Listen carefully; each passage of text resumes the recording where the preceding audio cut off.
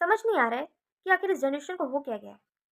सिया जैसी लड़की किसी की जान ले सकती हैं, लेकिन खुलकर अपने पेरेंट्स से बात नहीं कर सकती, उन्हें कन्विंस नहीं कर सकती। अभी तक आपने पूरे इंटरनेट पे बहुत सारे वीडियोस देख चुके होंगे केतन और सिया के बारे में। सिया और केतन जिनकी शादी नवंबर में होने वाली थी, वो भी ग्रैंड पैलेस में होने वाली थी, 17 करोड़ की वेडिंग। लेकिन क्या हो गया? पुणे के बिल्डर केतन अग्रवाल और उसकी फियांसे सिया गोयल की नवंबर में शादी होने वाली थी। लेकिन सिया इस शादी से खुश नहीं थी। लेकिन उसने इस शादी को तोड़ने के बजाय एक प्लानिंग बनाई, उसे मारने की। 18 जून को सिया का बर्थडे था। उसके फियांसे ने उसके लिए बहुत सारे सरप्राइजेस प्लान किए थे। उसे बहुत सरप्राइजेस दिए भी थे। लेकिन उसको क्या पता था कि जिस लड़की के लिए वो इतना कर रहा है, वही लड़की उसके मौत का कारण बनेगी। सिया ने अपने बर्थडे वाले दिन अपने फियांसे केतन अग्रवाल को फोर्स किया कि वो उसके साथ लोहागढ़ फोर्ट चले, और बहुत फोर्स करने के बाद वो मान भी गया। और जो केतन अग्रवाल था, वो बहुत ही एक्सपीरियंस ट्रैकर था। वो दोनों साथ गए वहाँ पर, घूमे, और वो पिक्चर्स ले रहा था। और तभी सिया अपने बॉयफ्रेंड जो उसका पास था, उसको कॉल करती है, उसको बुलाती है और उसके साथ उसको धक्का देती है। और फिर चालाकी करती है, नाटक करती है कि खुद पुलिस के पास जाकर एक झूठी कहानी बनाती है कि वो अपने आप फिसल के गिर गया। लेकिन ट्विस्ट तो तब आता है जब उसके पेरेंट्स इन्वेस्टिगेशन करने के लिए कहते हैं, और इन्वेस्टिगेशन करने के बाद पता चलता है कि वो कोई एक्सीडेंट नहीं था, बल्कि सोची समझी हुई एक साजिश थी। सिया और उसका बॉयफ्रेंड चेतन चौधरी जो 1 साल से रिलेशनशिप में थे।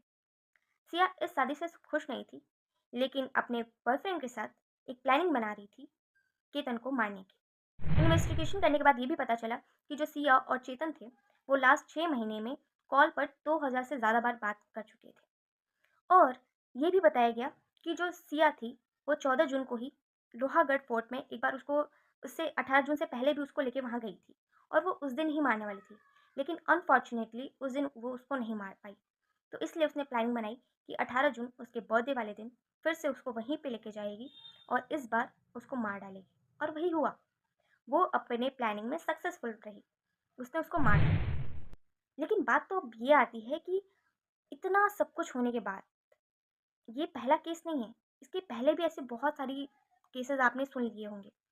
मुस्कान का ले लीजिए, और ऐसे बहुत सारे हैं। मतलब इन लोग को ये भी डर नहीं रहता कि ये जो लोग कर रहे हैं, कभी ना कभी ये सामने आएगा ही। क्योंकि पाप का घड़ा जब भर जाता है तो ज़रूर फूटता है, चाहे वो आज फूटे, चाहे 4 दिन बाद फूटे। अगर उस लड़की को उससे प्यार ही नहीं था, केतन से प्यार ही नहीं था, तो वो अपने पेरेंट्स को बोल सकती थी। वो उन्हें कन्विंस कर सकती थी कि नहीं, मुझे नहीं शादी करनी। किसी की जान लेना, ये कौन सा सोल्यूशन है?